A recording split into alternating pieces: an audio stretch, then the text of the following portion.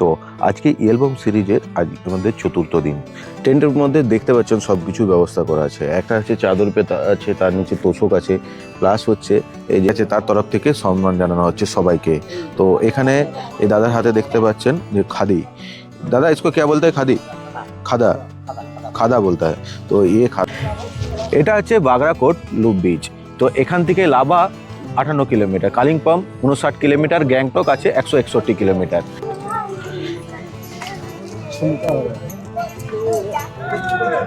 দেখুন মানুষের বিমূর্তি হলে কেমন নাচ করে।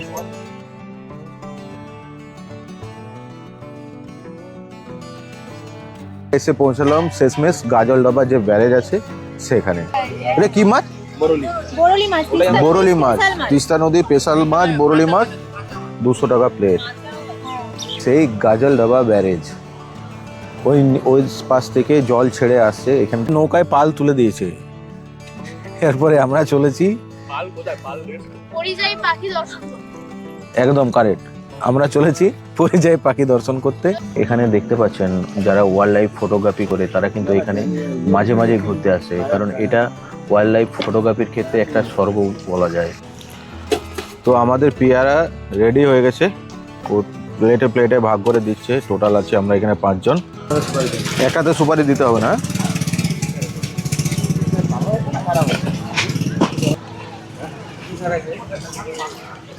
এনজেপি স্টেশনে পৌঁছে গেছি। তো এখান থেকে আমাদের train 5:35 Kamrup express. Hi friends, Joydeep এক্সপ্লোরে আপনাদেরকে স্বাগত জানাচ্ছি। ঘড়িতে এখন সময় 8:24। তো আজকে ঘুম থেকে উঠতে একটু লেট হয়ে গেছে, এটা কিন্তু না, ঘুম থেকে উঠেছি অনেক আগে, কিন্তু তখন স্টার্ট করিনি কারণ খুবই ক্লান্ত ছিলাম। একটু পায়চারি করলাম, ঘুরলাম, তো তারপরে এসে আমি স্টার্ট করছি। তৃতীয় দিনের রাত্রেবেলায় আমি ঘুমিয়েছিলাম টেন্টে। আমি যে টেন্টে ঘুমিয়েছিলাম সে টেন্টটা কেমন একবার দেখবেন। আজকে আমি ঘুমাবো এই টেন্টের মধ্যে। এই টেন্টটা দেখুন খোলাই আছে, সবকিছু রেডি করাই আছে, শুধু খাওয়া দাওয়া করে রাত্রেবেলায় এসে ঘুমানোটাই হচ্ছে কাজ। টেন্টের মধ্যে দেখতে পাচ্ছেন সব কিছু ব্যবস্থা করা আছে। একটা হচ্ছে চাদর পেতা আছে, তার নিচে তোষক আছে, প্লাস হচ্ছে এই যে ব্ল্যাঙ্কেট দেওয়া আছে এখানে। তো এটা শীতকালে তো লাগবেই, আর পাহাড়ের দেশ বলে কথা, এখানে তো ঠান্ডা তো থাকবেই। তাছাড়া এখানে কিন্তু চার্জার যে কেবিল বা কারেন্টের কোনো ব্যবস্থা নেই, কারণ এটা শুধু আপনাদের রাত্রে এসে থাকবার জন্য এখানে এরা ব্যবস্থা করে থাকে। এখানে সবাই এসে 1 থেকে 2 দিন থাকে, তখন এগুলো ব্যবহার করে। তাছাড়া যে আমাদের রুম আছে, কটেজ আছে, সেখানে যে আমরা থাকতে পারি, সেখানে চাই দিতে পারি, কোনো অসুবিধার কোনো কারণ নেই। সকাল সকাল স্নান করে নিলাম, কারণ শরীরটা খুব ম্যাজম্যাজ করছিল, তো স্নান করাটাই দরকার ছিল। তো এখন আমি যাব সকালবেলায় ব্রেকফাস্ট করতে, কারণ খুব খিদে পেয়েছে। কালকে রাতে কখন খেয়েছি, না খেলেই নয়। তো চলুন এখন আমাদের ব্রেকফাস্টে কী কী মেনু আছে সেটা দেখা যাক। আজকে সকালের মেনু হচ্ছে লুচি আর আলুর দম। আলুর দমটা কিন্তু সেই হয়েছে। তো আজকে এখানে অর্ডার আছে, সোমালদা বলে দিয়েছে যে যত ইচ্ছে লুচি খেয়ে যাও, যত ইচ্ছে আলুর দম খেয়ে যাও, পেট ভর্তি। যতক্ষণ পর্যন্ত না পেট ভর্তি হয় তোমরা কিন্তু উঠবে না।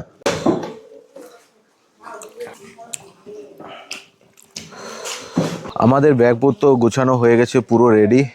আস্তে আস্তে করে সেগুলো গাড়িতে তোলা হচ্ছে, এরপর আমাদের যাওয়ার পালা। তো ইয়েলবংয়ে আমাদের আজকে লাস্ট দিন, আর এটা আমাদের ইয়েলবংয়ের চতুর্থ দিন। এরপরে আমাদের বিকেলবেলায় ট্রেন আছে কামরূপ এক্সপ্রেস, বিকেল 5টা 5:30টার পর। টাইমটা এক্স্যাক্টলি আমার মনে নেই।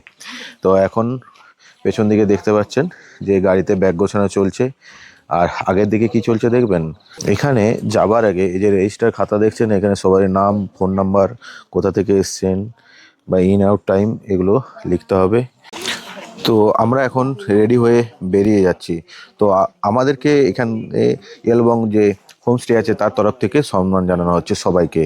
তো এখানে এই দাদার হাতে দেখতে পাচ্ছেন যে খাদি, দাদা इसको क्या बोलते हैं? খাদি, খাদা, খাদাগুলো দিচ্ছে সবাইকে রেসপেক্ট জানানোর জন্য। এইভাবে দেখুন সোমালদাকে প্রথমে দিল, তারপরে দেবু স্যারকে দিচ্ছে। তো এইভাবে এখানকার মানুষেরা সবাইকে সম্মান জানাচ্ছে। দেখতে পাচ্ছেন আমি এখন লোকাল ভাষায় খাদা পরে যাচ্ছি, এখানে সম্মান দেওয়া হয়েছে এখানে মানুষদের তরফ থেকে। তো এরপরে আমি আমার গাড়িতে যে উঠবো, গাড়িতে উঠে রওনা দেব। তো খুব মিস করবো ইয়েলবংকে, আবার কবে আসতে পারবো সেটা জানি না, কিন্তু মিস তো অবশ্যই করব। এত সুন্দর সিনারি, এত সুন্দর ক্যানিয়ন বা এত সুন্দর যে ওয়াটারফল, রেনবো ওয়াটারফলস, তো সেগুলো আবার যে কবে ফিরে দেখবো সেটা তো জানি না। তো এখন বাই বাই ইয়েলবং, দেখা হবে আরও অন্য কোনো বছর অন্য কোনো টাইমে।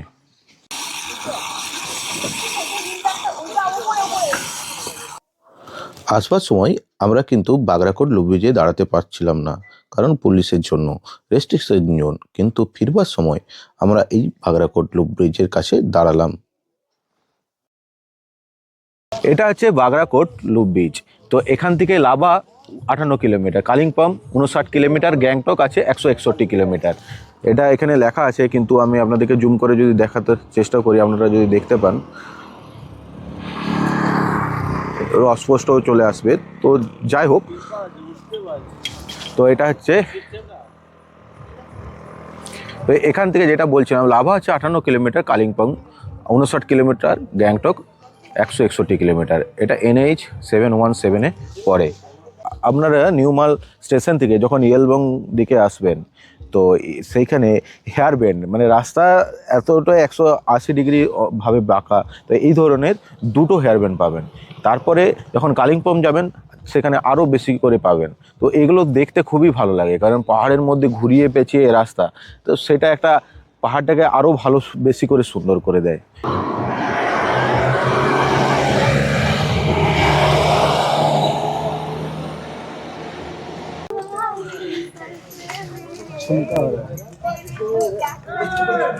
দেখুন মানুষের বিমূর্তি হলে কেমন নাচ করে, কিন্তু এখানে আনন্দিত করছে।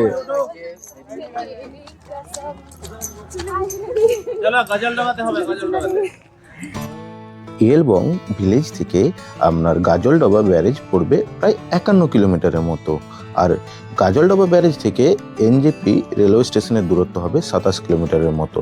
তো তাই আমরা এখন গাজলডোবা যে তিস্তা ব্যারেজ আছে সেই দিকে এগিয়ে চলেছি।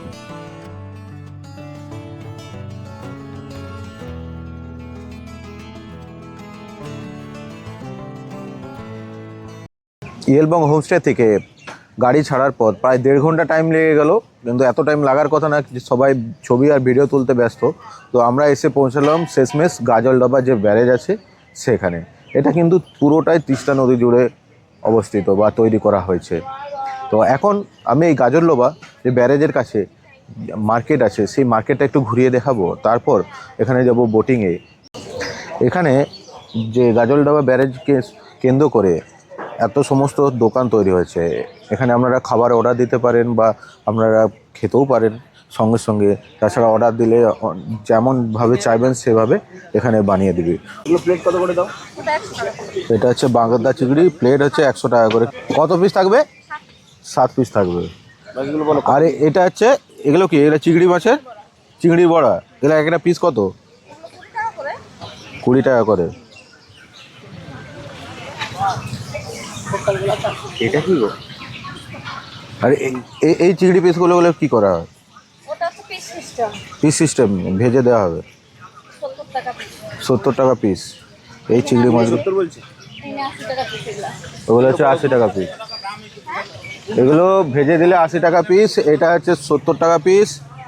এটা হচ্ছে ভেজে দেবে 200 টাকা প্লেট। এটা হচ্ছে 200 টাকা প্লেট। কি এটা কি মাছ? বরলি মাছ। বরলি মাছ, তিস্তা নদীর স্পেশাল মাছ বরলি মাছ, 200 টাকা প্লেট। এই সেই গাজলডোবা ব্যারেজ, ওই ওই পাশ থেকে জল ছেড়ে আসছে। এখান থেকে ভিউটা আসছে না ঠিকঠাক, পুরো এই জলটা যখন ছাড়ছে এদিকে তিস্তা নদী বরাবর চলে যাচ্ছে। গাড়ি এখানে পার্কিং করে এখানে মার্কেটটাকে একটু এক্সপ্লোর করলাম। তারপরে দাদা আমাদের সোমালোদা খাবারের অর্ডার দিল। এখন আমাদের যাওয়ার পাল্লা বোটিংয়ের দিকে। সেখানে যে আমরা রিভার যে তিস্তা নদীর ব্যারেজ আছে সেখানে বোটিং করব। বোটিং করার পর আমরা এখানে দুপুরের লাঞ্চের জন্য আসব। এখানে সোজা সোজা দেখতে পাচ্ছেন তিস্তা ব্যারেজের ওপরের দিয়ে রাস্তা, এদিক দিয়ে আমরা সোজা যাব। এই সোজা কিন্তু বোটিং পয়েন্ট আছে, আপনারা ভালোভাবে দেখে নিন।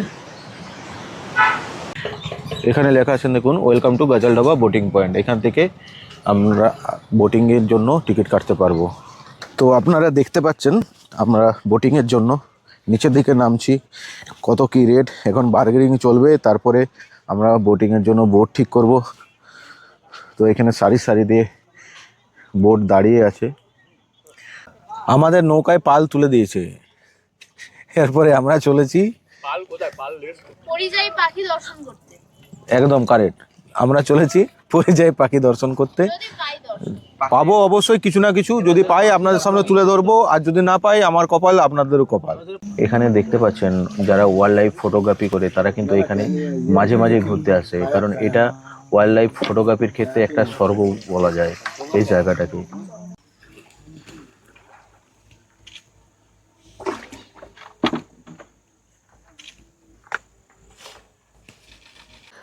একটা কথা বলি, বোটিংয়ের সময় একদম কথাবার্তা বা বেশি জোরে আওয়াজ করা চলবে না, কারণ এই পরিযায়ী পাখিগুলো যদি এখান থেকে চলে যায় আর ফিরবে না, তাতে অনেক পর্যটকের অসুবিধা হয়। আমাদের এখন বোটিং কমপ্লিট হয়ে গেছে। দেখুন আমি আর আমার এই ভাইয়ের নাম কি? শুভ। তো দুজনে মিলে বোটিং কমপ্লিট করেছিলাম 6 জন, কিন্তু এখন আমার সাথে শুধু শুভই আসছে। তো এখন আমরা ওইসব বোটিং করার পর কিছু খাওয়া দাওয়ার পালা। কি খাবো? ভাই বলছে পেয়ারা খাবো, তো চলো আজকে এখন পেয়ারা দিয়ে পেয়ারা খাই। পেয়ারা খাওয়ার পর তারপরে ভাবা যাবে কি করব। এই যে আমাদের এখন পেয়ারা বানানো চলছে। এই পেয়ারাটা আমাদের চুজ করেছে শুভ। এটা এখন কাটে করবে, তারপরে ওখানে মাল মশলা দিয়ে মাখাবে। এছাড়া এখানে দেখতে পাচ্ছেন আনারসও পাওয়া যায়, বাতাবি, শসা, কুল, তেঁতুল সব কিছু এখানে পাওয়া যায়। তো আমাদের পেয়ারা রেডি হয়ে গেছে, ও প্লেটে প্লেটে ভাগ করে দিচ্ছে। টোটাল আছে আমরা এখানে 5 জন। এবার পেয়ারা খাবো, পেয়ারা খাওয়া শেষ হবে আবার সঙ্গে সঙ্গে ভাত খেতে যাব। এই যে দেখুন পেয়ারা খাওয়ার যে গ্যাং সারিবদ্ধভাবে দাঁড়িয়ে আছে, ওয়েট করছে কখন আমার পেয়ারা আসে, কখন আমার পেয়ারা আসে।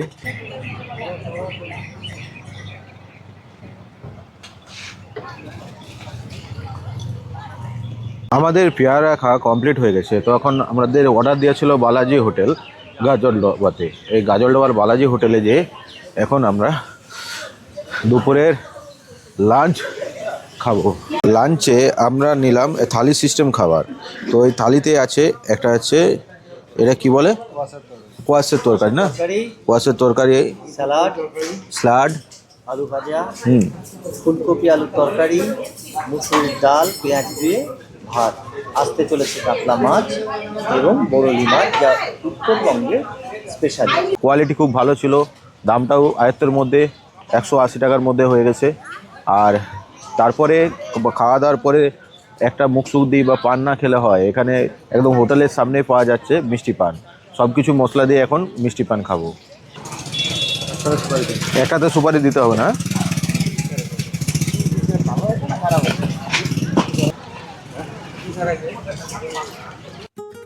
আইকনিক সিডনি হারবার ব্রিজ এর অনুকরণে এখানে গাজলডোবা সাসপেনশন ব্রিজটি নির্মিত করা হয়েছে।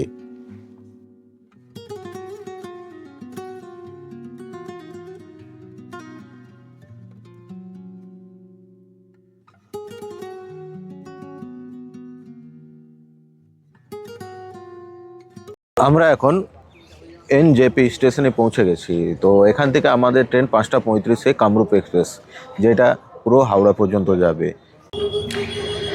আপনারা দেখতে পাচ্ছেন যে এনজেপি স্টেশনের এখন কাজ চলছে, স্টেশনটাকে নতুন করে সাজানোর চেষ্টা চলছে। তো তাই একটু অগোছালো অবস্থায় এখন আছে। তো আমাদের গাড়ি এই যে ছেড়ে দিয়ে চলে যাচ্ছে এখানে এনজেপি স্টেশনের বাইরে। আমরা এখন ধীরে ধীরে এনজেপি স্টেশনের ভেতরের দিকে যাচ্ছি। সেখানে যে একটু রেস্ট নেব, তারপরে বাইরে একবার বেরোবো খাবার কিনতে, তারপর আমাদের সেই ট্রেন। এই যে সমস্ত গাড়িগুলো দেখতে পাচ্ছেন, এই গাড়িগুলো করে আপনারা এখান থেকে দার্জিলিং, গ্যাংটক, সিকিম বা আপনাদের কালিম্পং এগুলো সব যেতে পারেন। এগুলো কিন্তু শেয়ারেও পাবেন আপনারা, আর বুকিংও করতে পারেন। এনজেপি স্টেশনের পাশেই একদম ঢোকার মুখেই সেই পুরনো দিনের একটা ট্রেন রাখা আছে। তারপর ট্রেনের বরাবর পাশ দিয়ে হেঁটে আসলে এদিকে দেখতে পাবেন যে নতুন বিল্ডিংয়ে যে কনস্ট্রাকশন চলছে তার নিচ দিয়ে স্টেশনে মধ্যে ঢোকার, প্ল্যাটফর্মের মধ্যে ঢোকার রাস্তা। এখন আমার যাওয়ার পালা। আমার ট্রেন প্ল্যাটফর্ম নাম্বার 3 নম্বরে দিয়ে দিয়েছে। তো একটাই কথা বলবো, যদি আমার এই সিরিজের লাস্ট দিনটা আপনাদের ভালো লেগে থাকে তো আমার চ্যানেলটিকে সাবস্ক্রাইব করতে ভুলবেন না, আর এই ভিডিওটিতে লাইক, কমেন্ট, শেয়ার করতেও ভুলবেন না। আশা করি ভালো থাকবেন, সুস্থ থাকবেন, আর আমার ভিডিও মাঝে মাঝে দেখতে থাকবেন। Tata, bye bye.